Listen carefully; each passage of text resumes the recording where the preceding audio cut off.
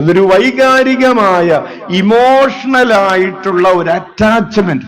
അമത്രേസ്യ പറയുന്നത് പോലെ നമുക്ക് പ്രാർത്ഥിക്കണമെങ്കിൽ ബുദ്ധി ഉണ്ടായാ പോരാ. അല്ലെങ്കിൽ പ്രാർത്ഥിക്കണമെന്ന് ആരോ പറഞ്ഞു, അത് കേട്ടാ പോരാ.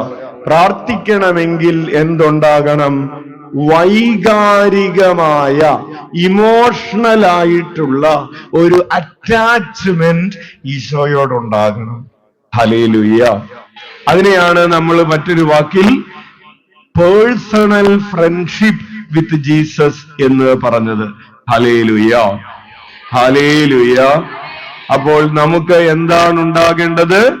ഈശോയുമായി വൈകാരികമായ ഒരു അടുപ്പം, വ്യക്തിപരമായ ഒരു സൗഹൃദം ഈശോയുമായി ഉണ്ടെങ്കിൽ, പ്രിയപ്പെട്ടവരെ, ഏത് പാതിരാത്രിക്കും നമ്മൾ ഈശോയുടെ അടുക്കലേക്ക് പോകാൻ നമുക്കൊരു കുഴപ്പവും ഉണ്ടാവില്ല. ഹല്ലേലൂയ.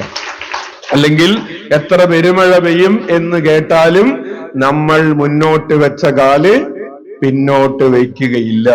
മണ്ണിടിച്ചിലുണ്ടായെന്നോ വെള്ളപ്പൊക്കമുണ്ടായെന്നോ എന്ത് കേട്ടാലും, ഉരുൾപൊട്ടൽ ഉണ്ടാകുന്നു എന്ന് കേട്ടാലും നമ്മൾ മുന്നോട്ട് വെച്ച കാല് പിറകോട്ട് വയ്ക്കുകയില്ല.